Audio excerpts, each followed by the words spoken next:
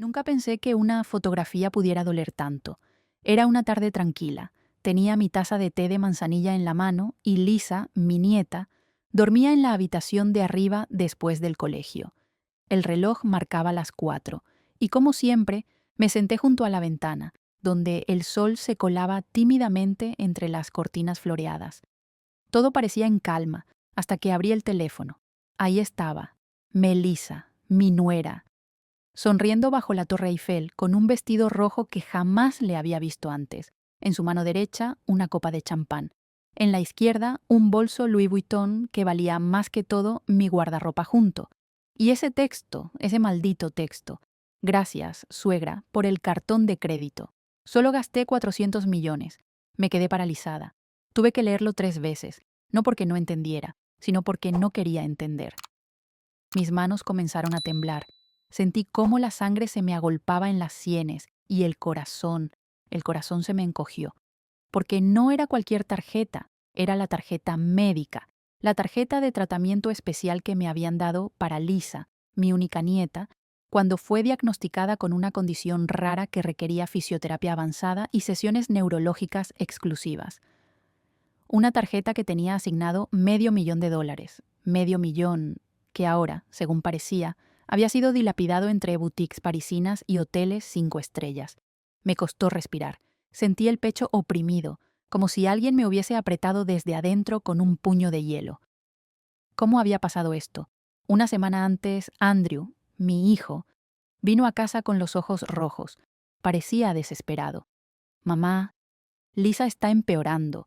Los médicos recomiendan un tratamiento privado, pero es carísimo. Yo, como abuela, ni lo pensé, ni pregunté detalles. Corrí a buscar la tarjeta, esa que había guardado como un tesoro en la caja fuerte del despacho. Toma, hijo, lo que sea por mi niña. Él me abrazó, lloró en mi hombro, y yo, ciega de amor, lo consolé. Pero ahora veo a Melissa posando junto a la Torre Eiffel como si fuera la portada de una revista, con joyas que jamás salieron de nuestras vidas modestas, con una sonrisa que no tiene nada que ver con la angustia que se supone debían estar viviendo por la salud de su hija. Me levanté del sillón y fui hasta el baño. Cerré la puerta y me miré al espejo. ¿Cómo pude ser tan ingenua? ¿Tan fácil fue? ¿Tan sencillo les resultó usar mi amor como moneda de cambio? Recordé cómo Melissa entró en nuestras vidas, una mujer educada, dulce, algo callada al principio. La recibí con los brazos abiertos. La traté como a una hija, porque solo tenía una, Rachel, que vivía lejos. Le enseñé mis recetas de galletas, compartí con ella los álbumes familiares. Hasta le regalé el anillo de compromiso de mi madre cuando cumplió 30, y ella ahora me pagaba con fotos en París. Volví a la sala, el teléfono aún en mi mano. Abrí de nuevo la foto. Había más. Una serie de historias donde Melissa mostraba boutiques, cenas con velas, caminatas nocturnas en Champs-Élysées. Incluso había una imagen de una factura del hotel con mi apellido impreso en el comprobante. Whitmore, Margaret, titular de la tarjeta, no podía negarlo. Era mi tarjeta, mi nombre, mi responsabilidad. Me senté y apoyé la cabeza contra el respaldo del sillón, y ahí, en medio del silencio, una voz interior me susurró: «Te han engañado». ¿Qué harías tú si descubrieras que tu propio hijo usó la enfermedad de tu nieta para robarte $500,000? Si esta historia tocó algo dentro de ti, suscríbete al canal, deja tu comentario y cuéntanos. ¿Qué harías tú si estuvieras en los zapatos de Margaret? Tu voz también importa. No era solo una sospecha, era una certeza. No era solo Melissa, era también Andrew, mi hijo. La rabia no llegó como un volcán, no. Fue más bien como una lluvia fría que no cesa. Me fue calando lentamente, desde los pies hasta el alma. ¿Cómo puede un hijo mirar a su madre a los ojos y mentirle así? Pensé en Lisa, mi pequeña. Ojos grandes, siempre curiosa, siempre tan viva. Ella no sabía nada, no podía saberlo. ¿Cómo iba a explicarle que sus padres usaron su enfermedad como excusa para robarme? ¿Cómo iba a decirle que el tratamiento que tanto necesitaba ahora era solo un recibo en una boutique de Dior? La cabeza me daba vueltas. Me sentí mareada. No podía respirar bien. Me levanté y abrí la ventana. El aire de otoño entró como un alivio momentáneo. Afuera, los árboles empezaban a perder sus hojas. Me sentí igual, como uno de esos árboles que, después de tantos años de sostener ramas y dar sombra, empieza a ser despojado por manos que no tienen piedad. Tomé el teléfono de nuevo. Llamé a Rachel. Rachel, ¿mamá? ¿Estás bien? Solo dime, ¿Lisa ha estado yendo a clases esta semana? Sí, claro. Hoy incluso tenía educación física. ¿Por? Cerré los ojos. Tragué saliva. Nada, hija. Gracias. Colgué. Lisa no solo no estaba enferma, estaba en clases de educación física. Me dejé caer en la silla del comedor y lloré. En un número de tristeza, de traición, de vergüenza también. Porque una parte de mí, muy dentro, sabía que Andrew había cambiado. Lo había sentido desde que Melissa apareció, desde que los regalos empezaron a tener un precio y las llamadas una intención. Pero quise pensar que era imaginación mía, que el amor de madre bastaría para mantenerlo en el camino correcto. Me equivoqué. Y ahora tenía que decidir qué hacer con todo esto. Ocurrió un lunes por la mañana. Lo recuerdo con una claridad casi dolorosa. Yo estaba en la cocina preparando pan de plátano. Era una de las pocas cosas que aún me salía tan bien como antes. Me gusta levantarme temprano, poner música clásica baja y cocinar para los míos, aunque muchas veces, desde que George falleció, la casa ha estado más vacía que llena. El timbre sonó de manera apresurada. Era raro. Andrew nunca venía sin avisar. Abrí la puerta y ahí estaba él, mi hijo, mi primogénito. Tenía el rostro desencajado, los ojos tan rojos como si llevara horas llorando. No me dejó ni saludarlo. Mamá, necesitamos hablar. Es sobre Lisa. Sentí cómo se me apretó el pecho de inmediato. Lisa, mi niña, mi pequeña luz. ¿Qué pasó, hijo? ¿Está bien? Pregunté mientras lo hacía pasar. Nos sentamos en la mesa del comedor. Él tomó mis manos, algo que no hacía desde que era niño. Mamá, Lisa está mal, muy mal. Su voz se quebró. Tiene una condición neurológica que no sabíamos. Los médicos dicen que puede empeorar rápidamente si no actuamos ya. Me quedé en silencio. Las palabras condición neurológica y puede empeorar se repetían en mi cabeza como un eco sordo. ¿Pero qué dice el pediatra? ¿Desde cuándo lo saben? Andrew bajó la mirada. Lo supimos el viernes. No queríamos preocupar a nadie. Pero ahora no hay más tiempo. Hay un tratamiento especializado en una clínica privada en Nueva York. Pero es carísimo, mamá. Inalcanzable para nosotros. Lo miré a mi hijo. Y no vi a un hombre de 40 años. Vi a ese niño que se caía en el patio y venía corriendo con las rodillas raspadas pidiéndome consuelo. Vi a ese adolescente que lloró cuando murió el perro de la familia. Vi a mi Andrew. Y el instinto fue inmediato. Me levanté sin decir palabra. Caminé hacia el despacho donde guardo mis cosas más importantes. Abrí la caja fuerte. Ahí estaba. La tarjeta de tratamiento de Lisa. No era una tarjeta común. El Estado me la había entregado por recomendación médica, luego de que Lisa comenzara a mostrar ciertos síntomas de pérdida motora. El beneficio estaba registrado a su nombre, pero como tutora legal secundaria, en caso de emergencia, yo tenía autorización para manejarla. Era una herramienta de esperanza, un símbolo de protección, $1.000.000 en servicios médicos, intocable, invaluable, hasta ese momento. Volví con la tarjeta en la mano, la extendí hacia Andrew. Toma, hijo, lo que sea por mi niña. Él la tomó con las manos temblorosas. Mamá, gracias, no sé cómo agradecerte. No tienes que agradecerme nada, solo prométeme que van a hacer todo bien, que van a informarme, que me dejarán ir a verla cuando empiece el tratamiento. Asintió. Claro que sí, por supuesto. Me abrazó, lloró en mi hombro, su llanto me empapó la blusa, pero yo no me moví, solo lo sostuve, porque eso es lo que hacemos las madres, ¿no? Sostenemos, incluso cuando estamos a punto de quebrarnos. Esa noche no pude dormir. Me levanté 2 veces para ver si tenía algún mensaje de él, algo que me contara cómo estaba Lisa, pero no había nada. Pensé en llamarlo, pero me detuve. No quería parecer ansiosa, quería confiar. Volví a la cocina. Me preparé un té y lloré, no de miedo, sino de impotencia, porque en ese momento entendí que, por mucho que quisiera cambiar las cosas, yo ya era una mujer de 70 años que podía ofrecer amor, presencia, consuelo, pero no milagros. No podía estar en el lugar de Lisa. No podía absorber su dolor. Todo lo que podía hacer era entregar esa tarjeta, y con ella, una parte de mi corazón. Rachel me llamó al día siguiente. ¿Estás bien, mamá? Te noto apagada. Solo un poco preocupada. Lisa está pasando por algo difícil. Rachel guardó silencio unos segundos. ¿Te lo dijo Andrew? Sí. ¿Y qué tiene exactamente? Una condición neurológica. Eso fue lo que me explicó. Ella suspiró. No me dijeron nada, solo que iban a viajar unos días, que necesitaban desconectarse. Pensé que era por trabajo. No supe qué responder. Algo en su tono me incomodó. Pero decidí no pensar mal. A veces la mente fabrica monstruos donde no los hay. O eso me dije. Pero ahora, días después, con esa imagen de Melissa bajo la Torre Eiffel, esa copa de champán alzada como un trofeo, ese vestido rojo encendido como una bandera de advertencia, todo encaja. Y yo me siento como si hubiera firmado sin leer, como si hubiera entregado no solo una tarjeta, sino mi confianza, mi dignidad. Y lo peor es que lo hice con amor. Eso fue lo que más me dolió, que lo hice desde el lugar más puro, y ellos lo usaron para ensuciarme.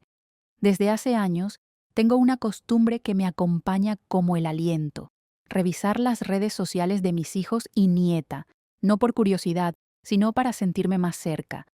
Ellos ya no llaman tan seguido, y uno aprende, con la edad, a encontrar afecto en lo que sea que la tecnología permita. Una foto, un mensaje, una historia. A veces con eso me basta para seguir el día con una sonrisa. Pero aquella tarde fue distinta. Vi algo que me hizo dejar caer las gafas al suelo. Melissa había subido una nueva publicación. Era una foto frente al escaparate de una joyería en París. Sí, París. La ciudad que soñé visitar con George cuando ambos nos jubiláramos, y que nunca llegamos a conocer porque la enfermedad se lo llevó antes. Melissa sonreía con los labios pintados de rojo. Llevaba un abrigo de piel que no le había visto jamás, y en su muñeca colgaba un brazalete con diamantes que brillaban más que sus ojos. En la descripción de la foto escribió: «Gracias, suegra, por el cartón de crédito. Solo gasté 400 millones», con un emoji de corazón y uno de la Torre Eiffel. Sentí un golpe seco en el estómago. Tuve que apoyarme en el brazo del sillón. Volví a leerlo, 1, 2, 3 veces. Mis dedos temblaban sobre la pantalla. No podía ni hacer zoom sin equivocarme. Cartón de crédito, 400 millones, gracias a mí. En las siguientes historias aparecía en un restaurante de lujo con menú en francés, en la terraza de un hotel donde una copa costaba más que mi pensión mensual, y en una boutique donde un abrigo podía pagar el alquiler de un año completo. Melissa reía, brindaba, se tomaba selfies frente al Sena, todo eso mientras Lisa, en teoría, estaba en tratamiento intensivo. ¿No se suponía que estaba luchando por su salud? ¿No me dijo Andrew que era urgente, que cada día contaba? Me levanté, fui hasta la cocina, serví un vaso de agua y me lo tomé de un solo trago. Pero el nudo en la garganta no se deshizo. No quise llamar a Andrew. No todavía. Tenía que confirmar algo más. Algo que, en el fondo, me daba miedo comprobar. Marqué el número de Rachel, mi hija. Ella contestó enseguida. «Hola, mamá. Justo estaba pensando en llamarte». «Hola, hija. ¿Estás ocupada?» «No, dime». Tomé aire. Intenté sonar casual, como quien pregunta por el clima. «¿Has hablado con tu sobrina últimamente? ¿Con Lisa?» «¿Lisa?» «Claro. Hablé con ella ayer por videollamada». «¿Ayer?» «Sí, me mostró un dibujo que hizo en clase». «¿En clase?» «Sí. ¿Por qué?» «¿Lisa está yendo al colegio?» Hubo un breve silencio. Luego, la respuesta que me partió el alma. «Mamá, Lisa no ha faltado ni un día. Está perfectamente bien. Incluso está preparando una obra de teatro con sus compañeros». Sentí un vacío en el pecho, el mismo que se siente cuando una puerta se cierra de golpe con el viento. «Ah, qué bien», murmuré. «Es solo que Andrew me había dicho que...» «¿Qué te dijo?» «Nada, no te preocupes. Solo fue un malentendido». Colgué antes de que me temblara demasiado la voz. Me dejé caer en la silla del comedor. Me abracé el cuerpo como si pudiera protegerme de la verdad. Lisa no estaba enferma, nunca lo estuvo. Entonces, ¿qué hice yo? ¿Le entregué $500,000 a mi hijo para que su esposa se fuera de compras a París? Volví al teléfono. Entré al perfil de Melissa otra vez y lo vi con otros ojos. Ese vestido que parecía tan elegante era una declaración de poder. Ese gesto con la copa alzada era una burla. Y ese gracias suegra era un disparo directo al centro de mi ingenuidad. No sé cuánto tiempo pasé ahí, sentada, sin moverme. Las sombras de la tarde comenzaron a caer sobre el salón. Las luces del vecindario se encendieron una a una. Y yo seguía con el mismo nudo en el alma. Recordé las veces en que Melissa me pedía ayuda con la niña. Margaret, ¿podrías quedarte con Lisa esta tarde? Tengo una reunión. Y yo, encantada, feliz de tener a mi nieta conmigo, preparaba bizcochos y juegos. Recordé cómo en Navidad la abracé y le regalé el reloj de mi madre, ese que nunca presté a nadie. Eres parte de esta familia, le dije. Y ella, con los ojos húmedos, me susurró, gracias, mamá. Todo mentira, porque ahora entendía lo que pasaba. Me vieron como un cajero automático con emociones, una vieja blanda, un obstáculo amable que se puede manipular con palabras dulces. Y eso fue lo que más me dolió, no la tarjeta, no el dinero, sino darme cuenta de que el amor que ofrecí fue usado como arma en mi contra. Esa noche no dormí. Me pasé las horas caminando por la casa como un fantasma.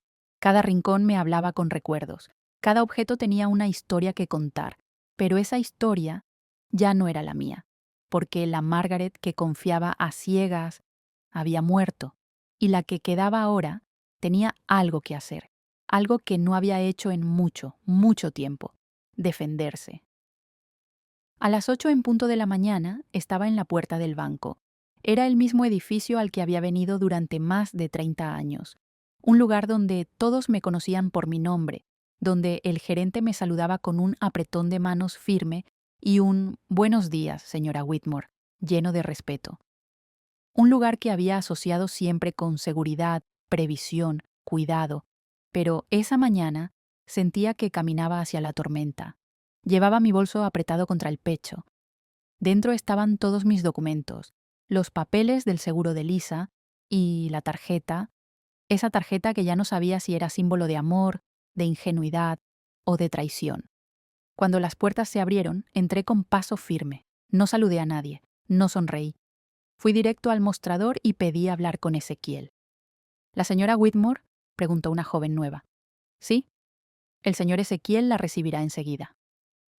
Me senté en el mismo sillón de siempre, junto al ficus artificial que nunca crece ni se muere. Las mismas paredes, los mismos cuadros con mensajes motivacionales que parecen escritos para quien ya perdió la fe. Y sin embargo, todo me resultaba ajeno. 5 minutos después, la puerta se abrió. Margaret, qué gusto verla. Pase, por favor. Ezequiel era un hombre de unos 60, canoso, con una voz suave y modales antiguos. Había manejado las cuentas de mi difunto esposo George y luego las mías. Había sido testigo del nacimiento de Lisa, de las becas de Rachel, de los primeros sueldos de Andrew. Con él siempre me sentí segura, pero hoy necesitaba respuestas y temía que no me gustaran. ¿Cómo está, Margaret? ¿En qué puedo ayudarla? No me senté. Le puse la tarjeta sobre la mesa. Ezequiel, necesito que revise cada movimiento asociado a esta cuenta, cada centavo, cada operación de la última semana. Su sonrisa se desvaneció. Se incorporó lentamente, tomó la tarjeta con cuidado y comenzó a teclear en su computador. Yo lo observaba. Los dedos de Ezequiel se movían con velocidad, pero su rostro, ese rostro que me conocía desde hacía más de 15 años, empezó a cambiar. Frunció el ceño, se inclinó hacia la pantalla, volvió a teclear. «¿Qué sucede?», pregunté. No respondió de inmediato. Me miró con una mezcla de preocupación y desconcierto. «Margaret, aquí hay algo muy extraño». Sentí cómo se me aflojaban las piernas. Me senté sin pedir permiso. «Dímelo, Ezequiel, lo que sea. Tu tarjeta, efectivamente, solo tiene un límite de seguridad de 500 millones para uso en farmacias y centros médicos. No hay movimientos más allá de eso. Pero ¿qué? Hace 7 días, alguien solicitó y activó una línea de crédito adicional de 400 millones a tu nombre». Me cubrí la boca con la mano. «Eso no puede ser. Yo no he hecho nada. No sé ni cómo entrar a una página web para pedir algo así». La solicitud fue hecha en línea, con todos tus datos personales, número de seguro social, dirección. Incluso subieron una copia digital de tu identificación. Sentí como si me hubieran tirado agua helada por la espalda. ¿Y la firma? Está firmada digitalmente con tu nombre y validada a través de un número de teléfono registrado a tu identidad, pero no es el que tenemos archivado. Me incliné hacia él. Ezequiel, alguien me suplantó. Él asintió, lentamente. Es lo que parece. Esto es grave, Margaret, muy grave. Yo solo podía mirar la pantalla. Ezequiel giró el monitor ligeramente para que pudiera ver. Ahí estaba mi nombre, Margaret Whitmore, y junto a él, un rastro de compras, transferencias, reservas, todo hecho en 3 días, Louis Vuitton, Ritz Paris, Air France, todo. Dios mío, murmuré. Esa no soy yo. Nunca estuve ahí, nunca viajé, nunca firmé nada. Ezequiel suspiró. Voy a bloquear inmediatamente todas las líneas de crédito asociadas a tu cuenta. También notificaré al departamento legal del banco. Pero vas a necesitar denunciar esto, Margaret, formalmente. Asentí. Las lágrimas me nublaban la vista, no de debilidad, de rabia, de humillación, porque no se trataba solo de dinero, se trataba de mi nombre, mi identidad, mi historia, de que alguien había tomado todo eso y lo había usado como disfraz para robarme. ¿Crees que fue un profesional?, pregunté con la voz rota. Ezequiel se tomó un momento antes de responder. Alguien muy cercano, Margaret. Alguien que tiene acceso a tus documentos, que sabe cómo piensas, que conoce tus hábitos. Esto no lo hace un extraño. Esto lo hace... ¿Un hijo? Lo interrumpí, casi en susurro. Él no respondió. No necesitaba hacerlo. Salí del banco con la cartera apretada contra el pecho. La misma con la que entré. Pero yo ya no era la misma. Me temblaban las manos. El aire me quemaba los pulmones. Caminar por la acera era como andar sobre hielo. Todo se había desmoronado en silencio. Y nadie lo sabía. Nadie, excepto yo. Ese día descubrí que mi nombre ya no me pertenecía. Y que mi familia, tal vez tampoco. Esperé hasta el sábado por la mañana. No podía seguir viviendo con la duda, y mucho menos con la angustia. Dormía mal. Comía por obligación y pasaba horas mirando el techo sin pensar en nada, como si mi mente se hubiese quedado en pausa desde aquella visita al banco. No podía quedarme sentada esperando que el dolor se hiciera más soportable. Tenía que ir. Tenía que mirar a mi hijo a los ojos. Tenía que saber la verdad. Me vestí con lo que solía usar en las reuniones importantes. Una blusa blanca impecable, un pantalón oscuro que caía recto hasta los tobillos, y ese suéter azul que George siempre decía que me hacía ver fuerte. Tal vez porque ese día necesitaba sentir que quedaba algo de fuerza en mí. Tomé el tren. No quise conducir. No me fiaba de mis manos. Temblaban desde hacía días. El barrio donde vivían Andrew y Melissa era uno de esos urbanismos modernos, todos los portales iguales, todos los jardines perfectamente recortados, como si alguien hubiese diseñado la vida con una regla. Me paré frente a su casa, tomé aire, toqué el timbre. Unos segundos después, la puerta se abrió. Era Andrew, y no era el mismo Andrew que vino a pedirme la tarjeta con los ojos bañados en lágrimas. Era un hombre con ropa de deporte, despeinado, con cara de resaca o de alguien que había dormido demasiado. Me miró como si no esperara verme jamás. «Mamá, ¿qué haces aquí tan temprano?» «Quiero ver a Lisa», titubeó. Lisa no está en el colegio». «¿En el colegio?» No se suponía que estaba recuperándose del tratamiento. El silencio se volvió denso. Vi cómo movía los ojos de un lado a otro, buscando una excusa rápida, algo creíble. Sí, pero... Se recuperó más rápido de lo esperado. Los médicos dijeron que podía volver a clases. Fue milagroso, mamá. Miré a mi hijo, ese niño que crié con tanto amor, y lo vi mentirme, con toda la tranquilidad del mundo. Antes de que pudiera decir nada más, escuché el sonido de tacones bajando por las escaleras. Melissa apareció en la sala. Y entonces el aire me abandonó el cuerpo. Llevaba un vestido rojo que brillaba bajo la luz del pasillo. Era de esos que solo se ven en revistas, ajustado, impecable, con detalles dorados en los hombros. En la mano sostenía una maleta Louis Vuitton. En el cuello, un collar de perlas legítimas, las perlas de mi madre. «Lourdes», dijo, sonriendo como si nada. Qué sorpresa verte tan temprano. Justo estoy organizando mi ropa nueva. París tiene las mejores tiendas del mundo, ¿sabes? Mi voz salió sola, sin filtros, sin temblores. ¿Y también tiene la mejor forma de robarse 400 millones? La sonrisa se le congeló en los labios. Andrew tragó saliva. Yo sentí cómo el corazón me latía en las sienes. ¿De qué estás hablando, mamá?, balbuceó él. Vengo del banco, revisé los movimientos. No pueden mentirme más, sé exactamente lo que hicieron. El silencio que siguió fue una caída libre. Melissa bajó lentamente la maleta y se cruzó de brazos. Su voz cambió, se volvió dura, seca. Ya está hecho, Margaret. El dinero se usó y no vas a recuperarlo. No hay vuelta atrás. ¿Perdón?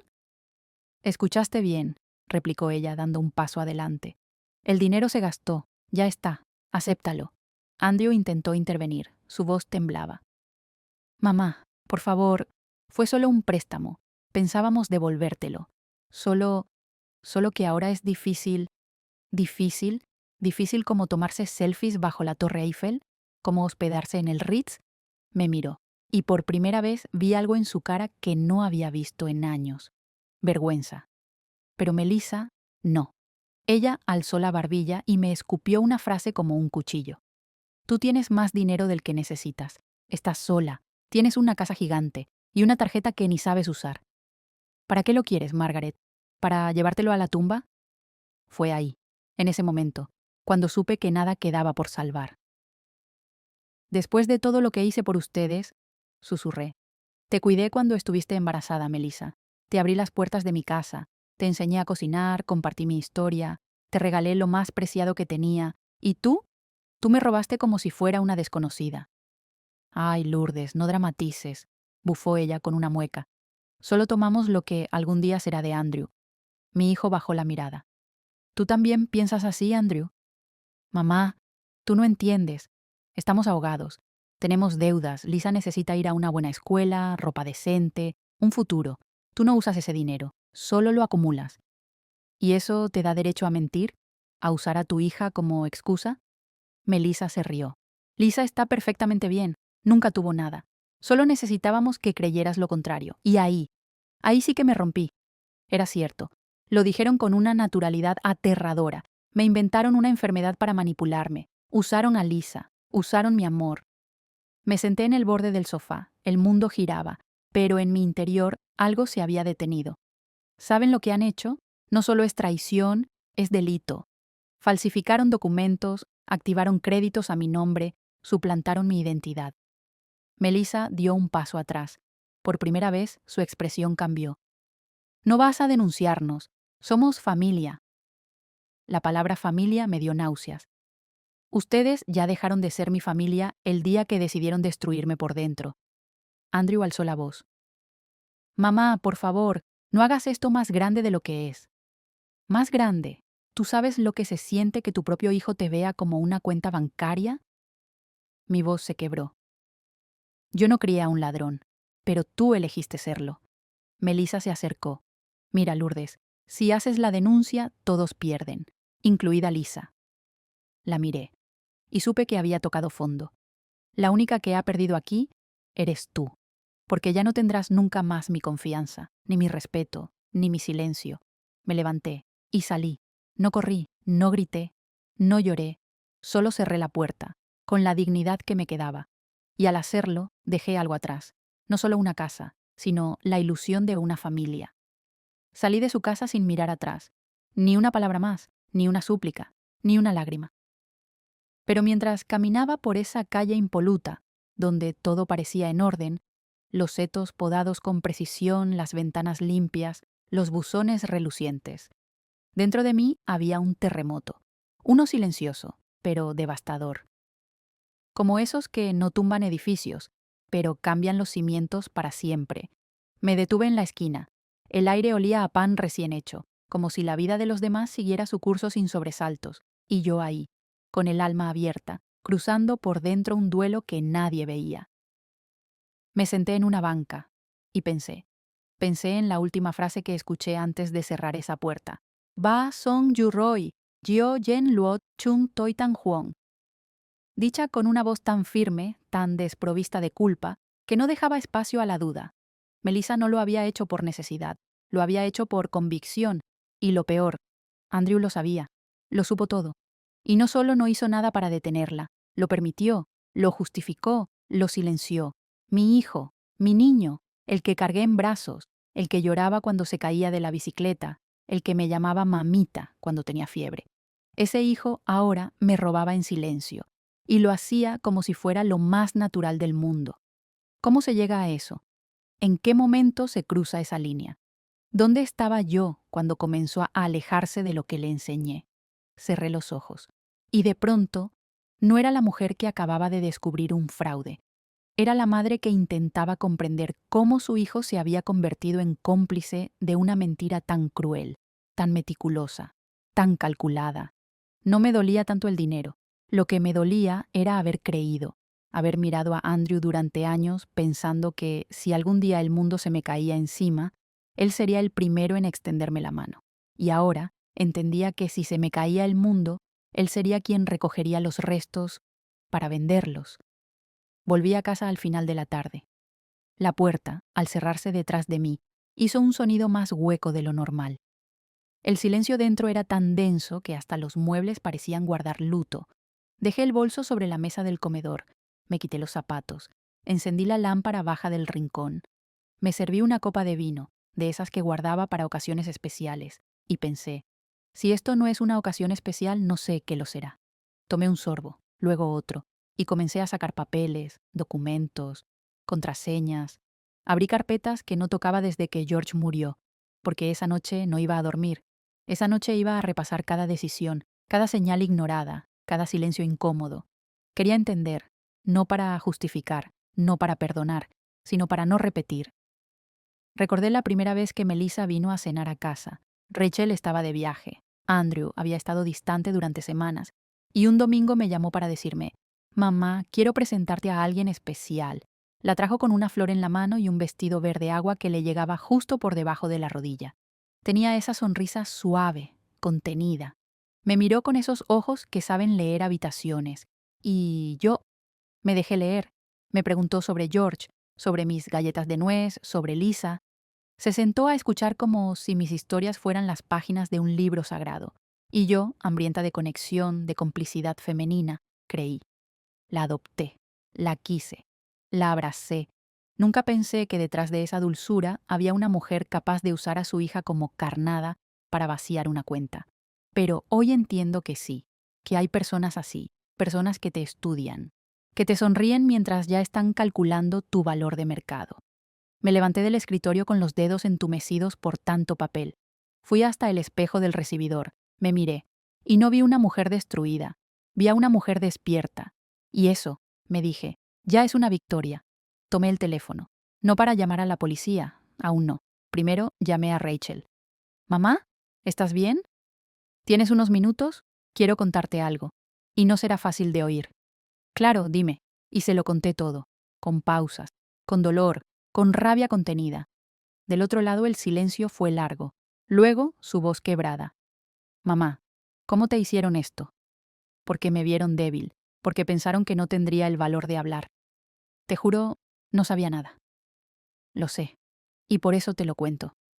Porque necesito a alguien que aún crea en mí». «Estoy contigo, mamá, lo que necesites, lo que sea». Colgué, y por primera vez en días sentí un poco de alivio. No toda mi familia se había derrumbado. Aún quedaban escombros en los que se podía sembrar algo nuevo. Esa noche dormí poco, pero dormí. Y soñé con George. Él estaba en el jardín arreglando las macetas. Se giraba y me decía, «Margaret, cuando algo se pudre en la raíz, hay que cortar, sin miedo, sin culpa». Me desperté con esa frase en el pecho, y supe qué tenía que hacer. Ya no iba a pedir explicaciones, ya no iba a rogar verdades, iba a actuar. A las 7 de la mañana siguiente puse a hervir agua para el té. Mientras la tetera silbaba, abrí una libreta nueva. En la primera hoja escribí, «Plan de emergencia emocional, no para vengarme, sino para reconstruirme». Consultar a un abogado, denunciar el fraude, cambiar mis claves y documentos, proteger a Lisa, volver a empezar con lo que quede. Tomé mi taza, me senté frente a la ventana, y vi cómo el sol rompía tímidamente entre las nubes.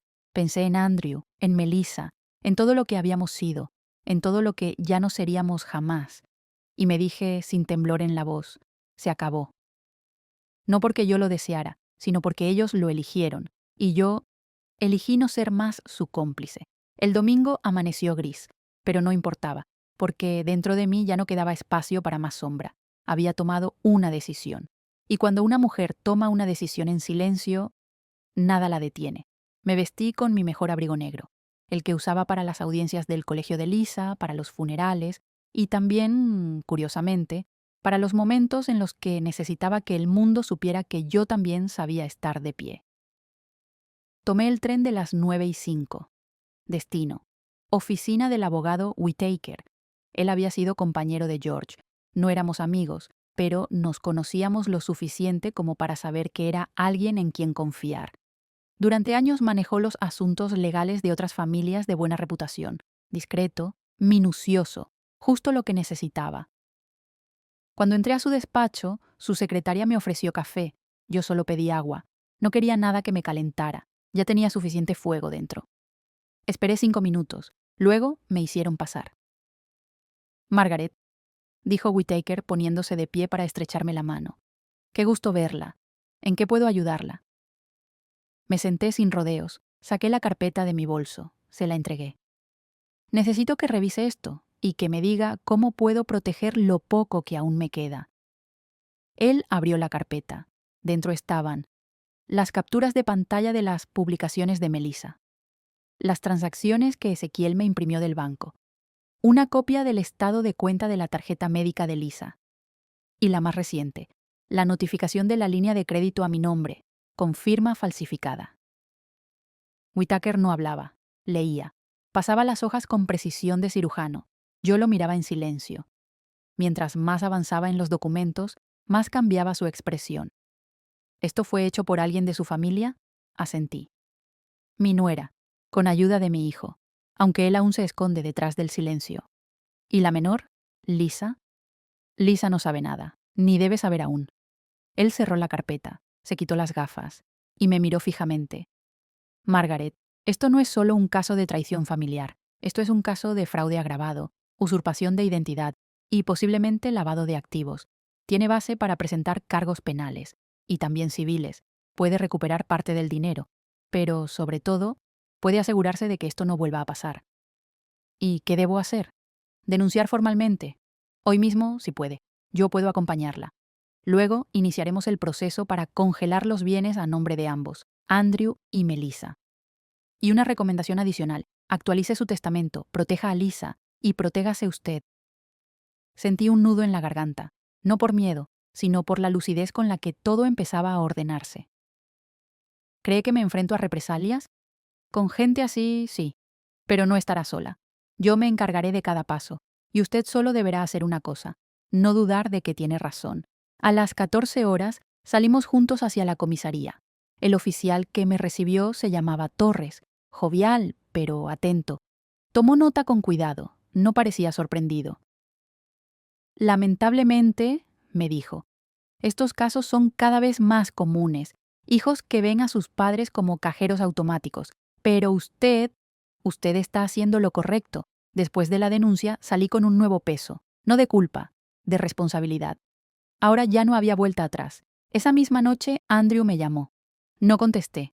A los 5 minutos, Melissa lo intentó. Tampoco respondí. A las 8 alguien tocó el timbre. Sabía que era él. Respiré hondo y abrí la puerta. Andrew estaba ahí, solo, con cara de niño atrapado en falta. Mamá, ¿podemos hablar? Aquí mismo. ¿Podemos entrar? Number, lo que tengo que decirte no necesita sofá ni café. Tragó saliva. Bajó la voz. Melissa, está preocupada. Cree que vas a denunciarla. No creo, Andrew. Ya lo hice. Su cara palideció, como si el mundo se le hubiera desarmado en un segundo. Mamá, no, no puedes, somos familia. Number, eso lo rompiste tú.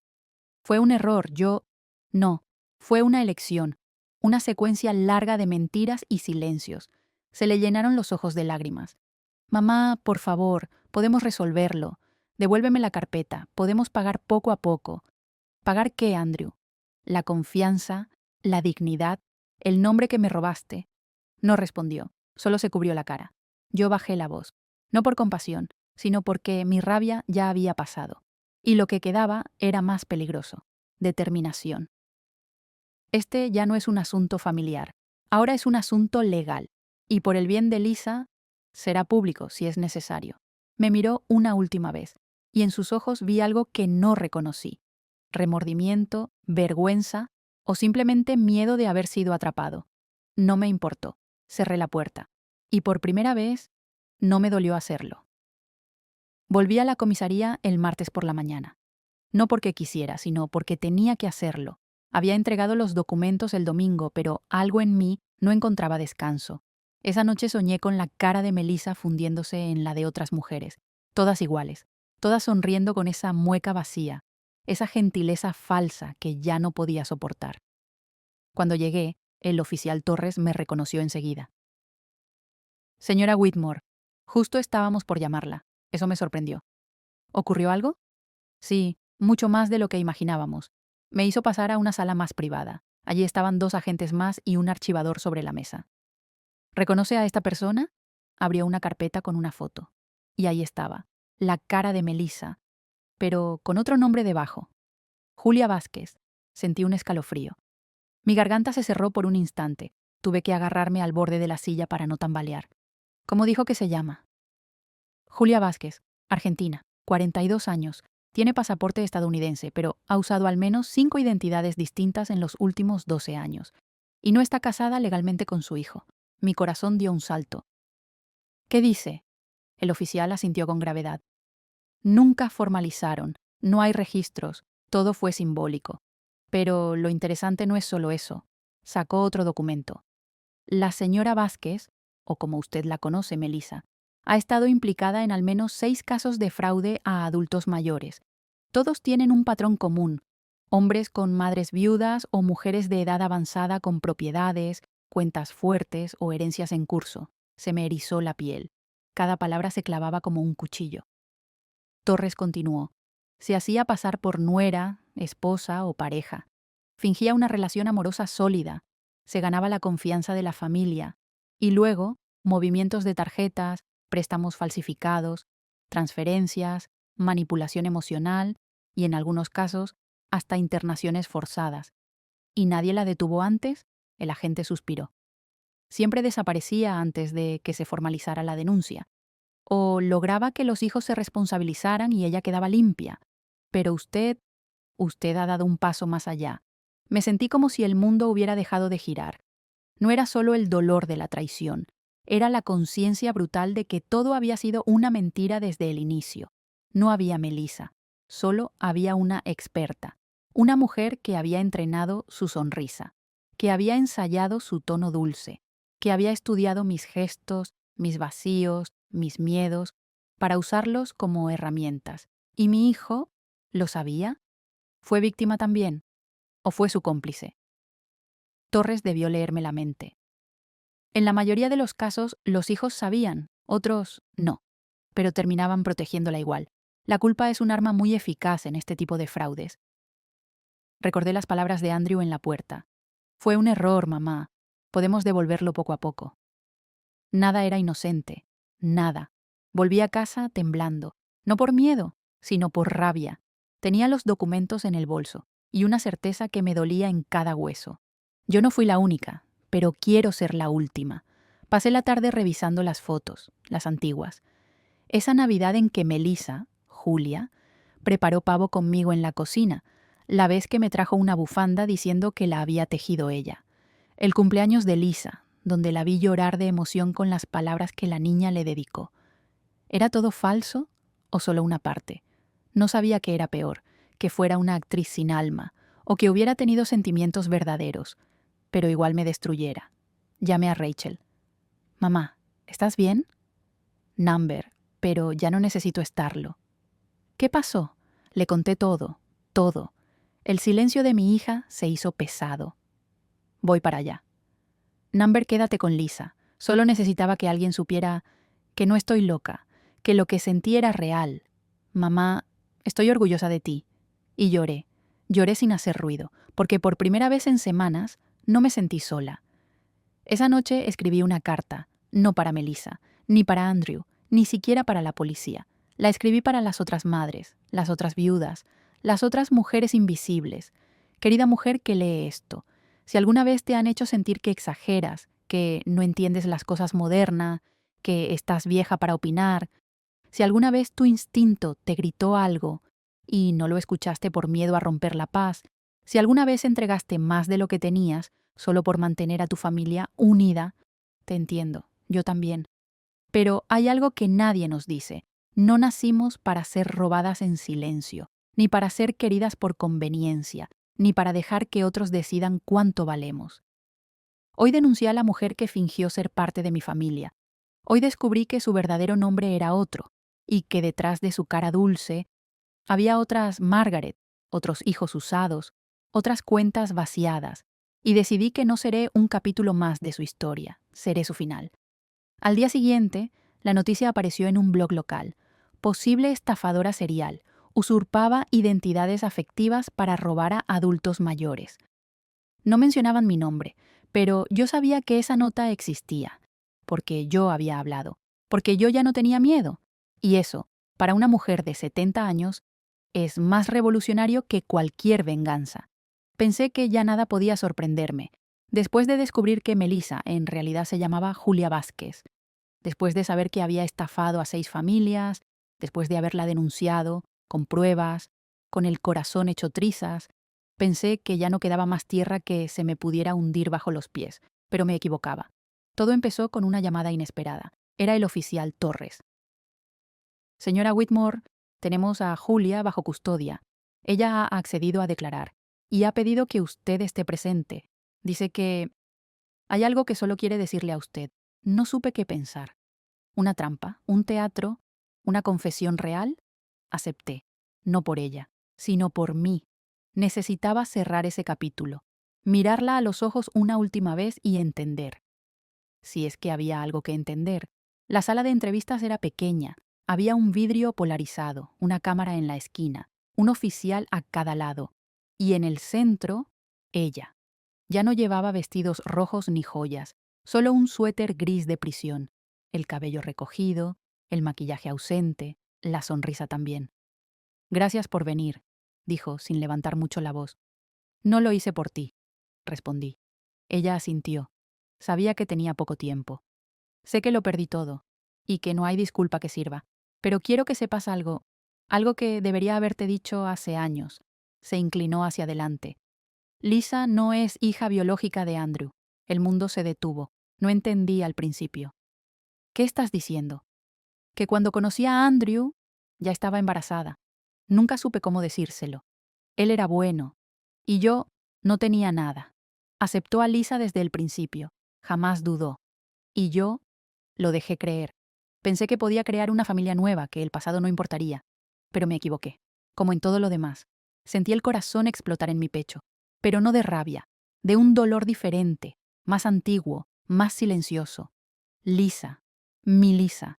No era de mi sangre, pero entonces recordé su primer dibujo, la vez que me pidió que le hiciera trenzas, el día que me dijo, eres mi lugar favorito del mundo, abuela. Esa niña no era un apellido, ni un ADN, era mi nieta, porque la amé desde antes de saber que podía doler tanto. No dije nada, solo me levanté y me fui. 2 horas después, Andrew vino a casa. No era el hombre que conocí, ni el hijo que recordaba. Era un hombre roto. ¿Es verdad, mamá? Asentí. Lo dijo delante de los oficiales. Andrew cayó al sofá, se llevó las manos al rostro. Todo fue mentira, ¿verdad? Todo. Me senté a su lado. Vi a mi hijo llorar como no lo hacía desde niño. Ese llanto que no se puede esconder detrás de la madurez. Ese llanto que parte desde la médula. Lisa no tiene la culpa, lo interrumpí. Él levantó la vista, tenía los ojos rojos, el alma hecha cenizas. Pero, ¿cómo voy a mirarla igual? Con los mismos ojos que la miraste desde el primer día. Tomé su mano. Por primera vez en mucho tiempo, nuestras manos se encontraron sin juicio.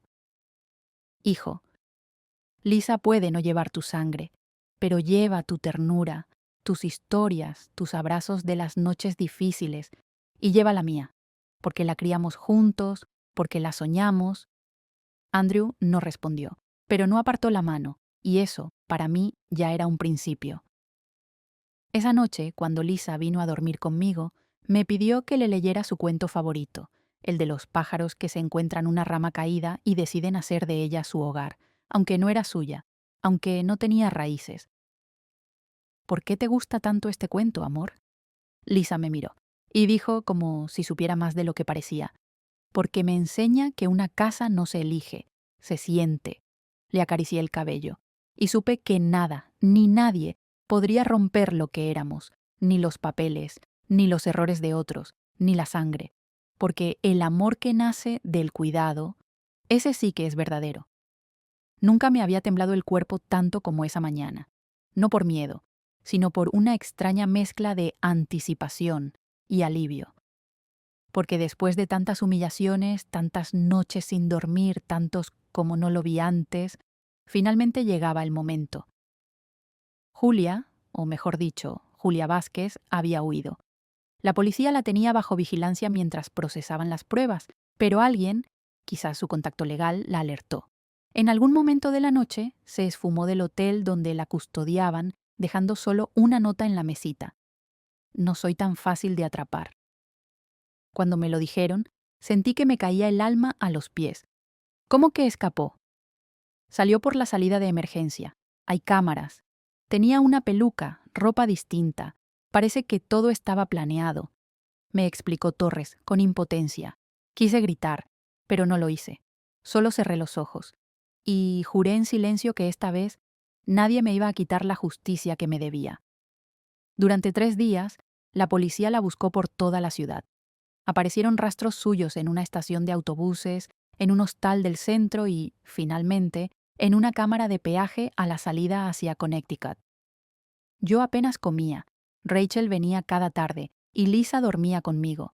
Ella no sabía todo, solo que su mamá Melissa había hecho algo muy malo y que ahora viviría un tiempo con la abuela. Una noche, Lisa me abrazó y dijo: «Abuela, ya no me importa si tengo papás o no. Solo quiero quedarme contigo». Sentí un nudo en la garganta, apreté sus pequeñas manos y supe que ya no necesitaba más pruebas de quién era yo en su vida. El viernes a las 11:42 recibí una llamada. «¿Señora Whitmore?» «Sí, soy el agente Torres. La encontramos». Me senté sin pensar. «¿Dónde?»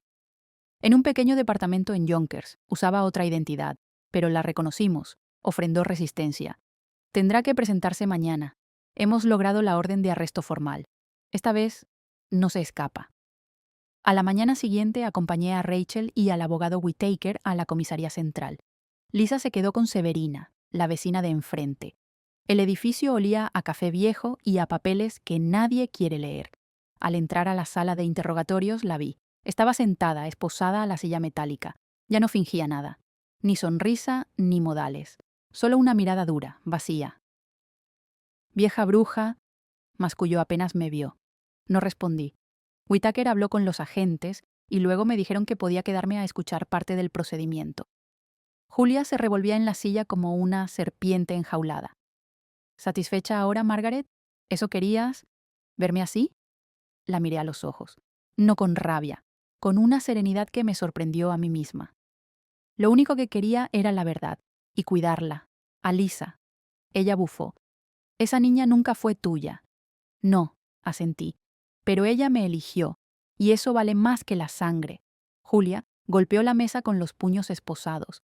Los oficiales se movieron, pero no fue necesario. Ella bajó la voz, y con una sonrisa torcida dijo: «Esto no ha terminado, Margaret. Tú ganaste esta... pero vendrán otras. Siempre hay otra abuela sola, otra familia rota, otro hijo idiota». Entonces me acerqué, a solo 1 metro. La miré como solo una madre puede mirar a quien traiciona lo más sagrado. «No, Julia, aún no termina. Pero ahora, quien decide cómo termina, soy yo». Ella me escupió cerca del zapato. Los policías la levantaron. Gritaba, pataleaba. Pero ya no tenía ningún poder. Ya no era Melissa, ni nuera, ni esposa de nadie. Solo era una mujer atrapada en sus propias mentiras. Esa noche me senté a escribir en mi cuaderno. Afuera, Lisa dormía con su osito en los brazos, y yo, entre las manos, tenía una foto de George. Lo logramos, amor, le susurré al retrato. La protegimos. Y por primera vez en semanas, me permití llorar. Pero no de dolor. Lloré de cansancio, de todo lo que soporté en silencio, de todas las veces que me dijeron que era solo una vieja, de cada día que me levanté sin saber si la justicia existía, pero ahora sabía que sí. Y tenía mi nombre escrito. Lisa entró a la cocina a las 7 de la mañana siguiente. ¿Hoy desayunamos aquí? Aquí y todos los días, si querés. Sonrió. Entonces haces vos las tostadas, porque las tuyas son mágicas. Reí. Y pensé que quizás la vida no se trata de volver a empezar, sino de encontrar a quién vale la pena empezar de nuevo. Yo pensaba que a los 78 años una ya no empieza cosas, que los comienzos eran para los 20, los 30, que después de cierta edad una solo acompaña, apoya, cuida, no crea. Pero estaba equivocada, porque a veces, cuando la vida te desgarra por completo, no queda otra opción que parirte de nuevo. Después del juicio, de la cárcel para Julia, de las lágrimas que Lisa y yo nos secamos mutuamente, algo en mí cambió. No podía dejar que todo terminara ahí, con una sentencia, con una prisión, con el alivio silencioso, porque ¿y las otras mujeres? Las que no tenían abogados, las que no tenían voz, las que no tenían ni siquiera a alguien que les creyera. Recordé a una señora en la sala del juzgado, cabello blanco, blusa prolija, ojos llenos de vergüenza. Había sido estafada por su nieto con una firma falsa. Me miró y murmuró: «Usted tuvo suerte. A mí nadie me defendió. No dormí esa noche».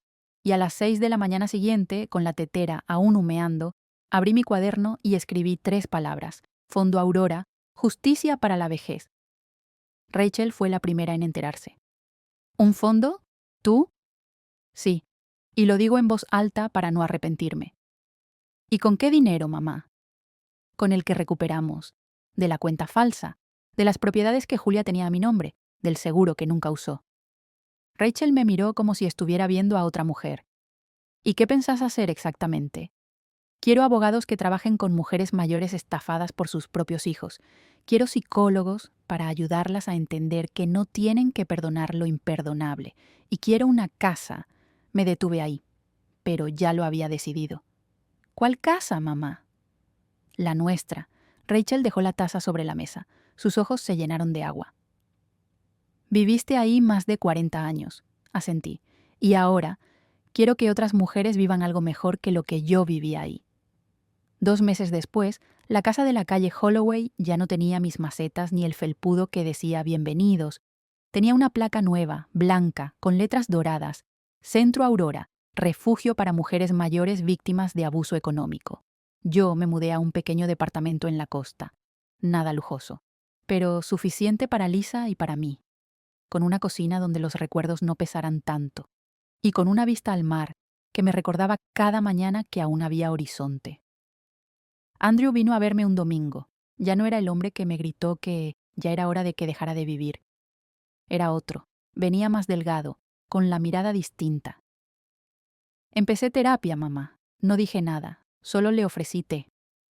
También estoy trabajando con un grupo que ayuda a hombres a reconstruir su paternidad. Me cuesta, pero quiero volver a ser alguien para Lisa. Aunque sea un lugar seguro. Lo observé. Recordé al niño que me pedía que le leyera cuentos, al adolescente que decía que nadie entendía a mamá, al hombre que se perdió y que ahora, al menos, buscaba el camino de vuelta. No tenés que ser perfecto, le dije, solo presente. Rachel, por su parte, se convirtió en mi brazo derecho. Manejaba las cuentas del fondo, hacía videollamadas con asesoras legales, daba charlas gratuitas en hospitales y cada vez que se despedía me decía: «Gracias por no rendirte, mamá, porque si vos podés, entonces muchas más también». El día de la inauguración oficial vinieron periodistas, radios locales y varias mujeres mayores con sus hijas. Lisa cortó la cinta, vestida de azul con una sonrisa que curaba, y yo hablé, no con discursos, sino con la verdad. Yo no soy una víctima, soy una mujer que fue engañada. pero también soy una mujer que eligió levantarse. Y desde hoy, Aurora será ese lugar para todas las que necesitan levantarse. Hubo aplausos, hubo lágrimas y hubo algo que no había sentido en mucho tiempo: pertenencia. Una semana después, recibimos a la primera señora. Se llamaba Nora. Tenía 81 años. Su hija le había hecho firmar unos papeles que la dejaban sin pensión. Vivía en un garaje. La abrazamos, la escuchamos, le preparamos sopa. Y por primera vez en años, alguien le dijo: «Lo que te hicieron fue un delito». Nora no paraba de llorar. Y yo, sentada junto a ella, le tomé la mano y le susurré: «Ahora estás en casa». A veces me preguntan por qué le puse Aurora, y yo contesto: porque viene después de la noche más oscura, porque no grita pero ilumina, porque no pregunta la edad, solo te abraza. Lisa y yo tenemos una nueva rutina. Desayunamos mirando el mar. A veces ella dibuja. El otro día me mostró uno. Era una mujer con gafas, un bastón de flores y muchas otras mujeres a su lado, todas con el corazón abierto. «¿Quién es?», le pregunté. «Sos vos, abuela. Y las otras son las que vas a salvar». No pude hablar, solo la abracé y supe que no necesitaba nada más, porque al final no fundé a Aurora para vengarme, ni para demostrar nada. La fundé para que ninguna otra Margaret tuviera que elegir entre la dignidad y el silencio.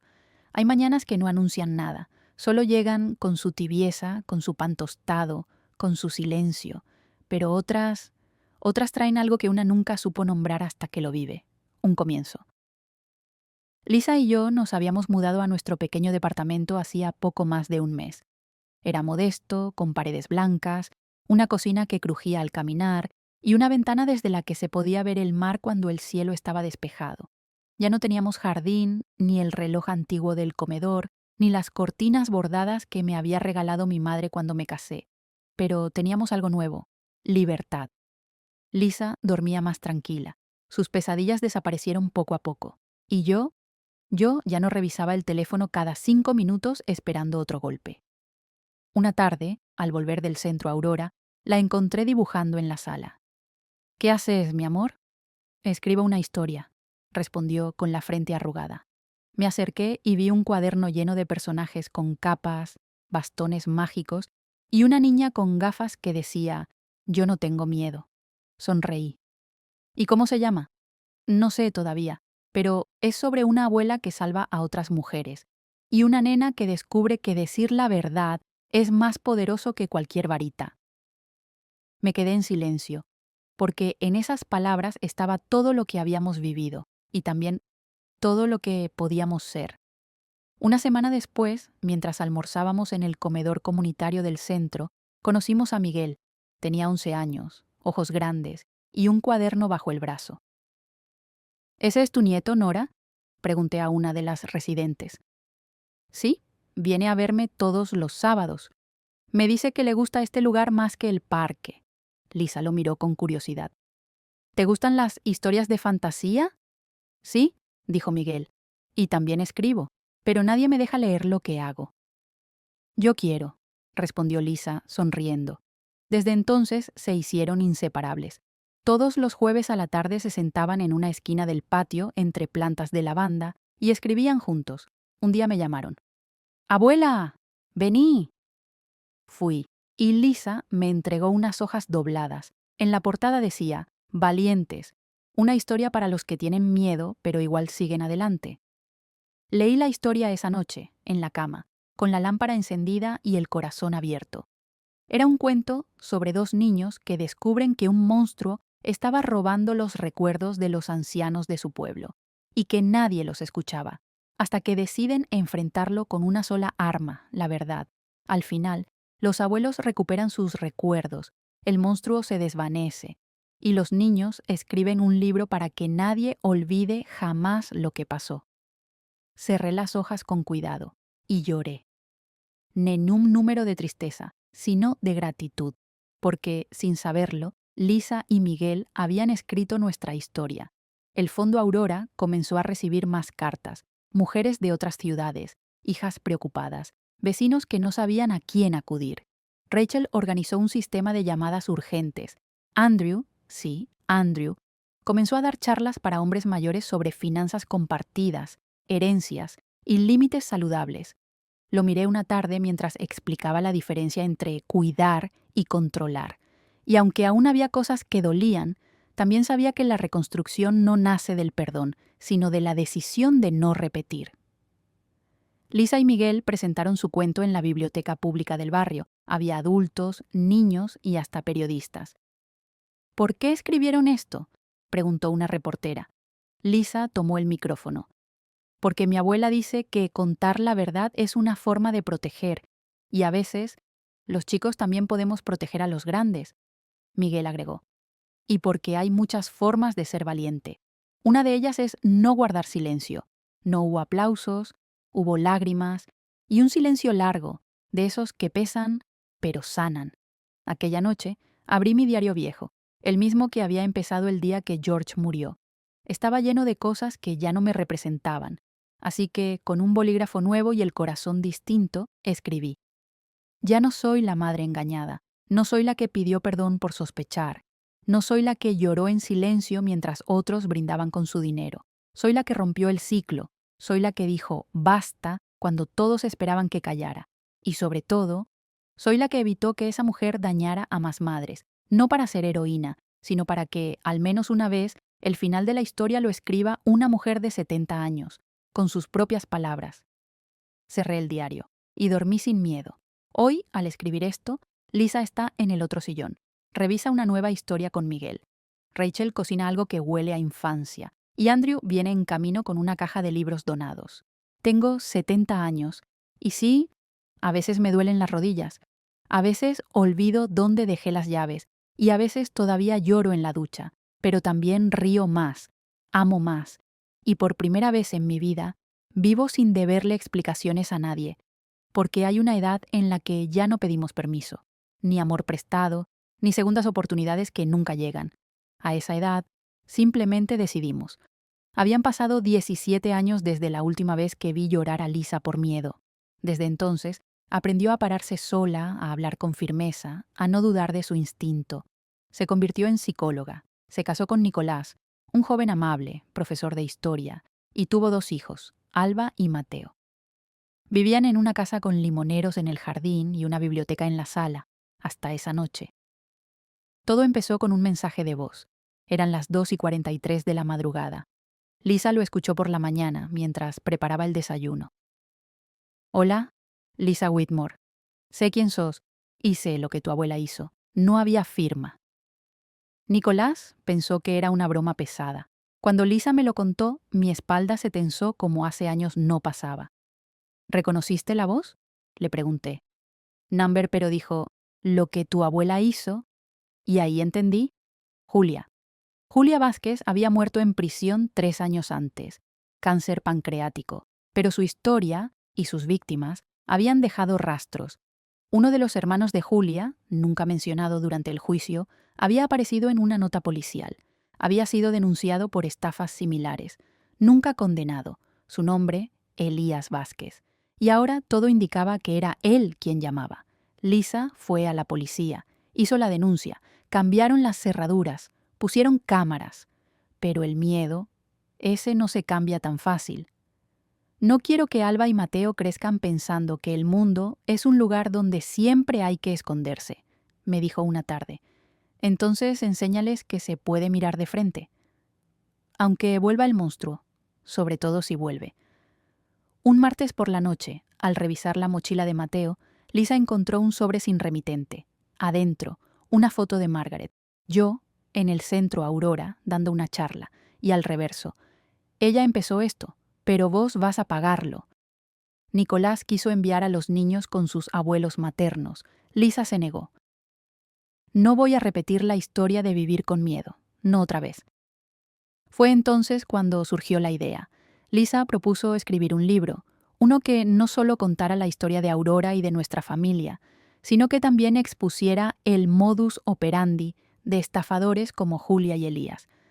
Si van a buscarnos, que encuentren algo más fuerte que el silencio. Empezaron a llegarle testimonios, mujeres que nunca se animaron a hablar, nietos que habían sospechado, pero callaron. El libro se llamó Herencia en sombra, Cómo proteger lo que nadie ve. El día del lanzamiento, Lisa se subió al escenario. Vestía un saco azul, el mismo color que usó de niña cuando cortó la cinta del Centro Aurora. Yo crecí pensando que mi familia había sido una excepción, comenzó. Pero la excepción es el silencio. Hoy, al contar esto, no busco venganza. Busco que la próxima Margaret no tenga que elegir entre callar o perderlo todo. Hubo un aplauso largo, y entre el público, una mujer se levantó y gritó: «Yo también tuve miedo, pero ya no». Esa noche, cuando volvimos a casa, Lisa me abrazó. «Gracias, abuela». «¿Por qué?» «Porque nunca me enseñaste a huir, solo a elegir de qué lado estar». Un mes después, la policía detuvo a Elías Vázquez. Estaba en Córdoba, usando otra identidad, preparando otro fraude. En su computadora encontraron documentos sobre el Fondo Aurora, fotos de Lisa y algo más. Una lista de nombres. Todos eran nietas o hijas de mujeres víctimas pasadas. El ciclo estaba por repetirse. Pero esta vez lo detuvimos antes. Lisa recibió una carta de una mujer en Medellín. Decía: «Gracias por contar lo que pasó, porque a mí también me dijeron que era una exagerada, porque también usaron el nombre de mi madre para sacar créditos, porque también me pidieron que callara, pero ahora sé que no estoy sola». Lisa la leyó en voz alta, y lloramos las dos. No por lo que pasó, sino por todo lo que ya no va a pasar. Alba y Mateo crecieron sabiendo que su mamá alguna vez tuvo miedo, y que su bisabuela fue la que rompió el silencio.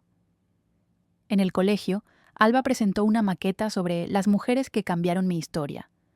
Pegó una foto mía y escribió abajo: «Mi bisabuela se llamaba Margaret, y gracias a ella, mi mamá nunca necesitó esconderse».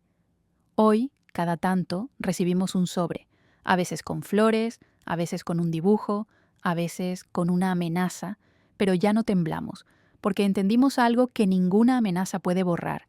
El silencio protege al lobo, pero la verdad despierta a la manada.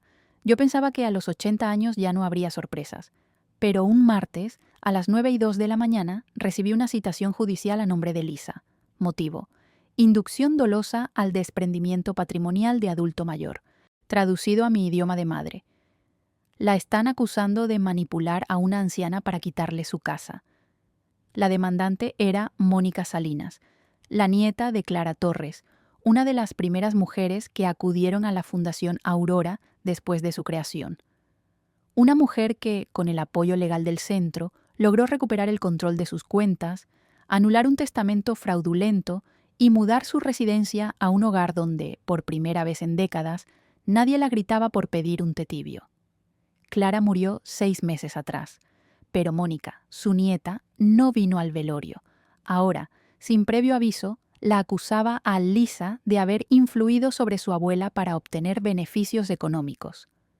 «¿Pero qué ganamos nosotros?», me preguntó Lisa esa noche, con la cara blanca. «Nada», le dije, «y eso es lo que les molesta». El día de la audiencia, la sala estaba llena. Mónica llegó con un abogado de traje brillante y voz de galán de televisión. «Mi clienta solo busca justicia», dijo.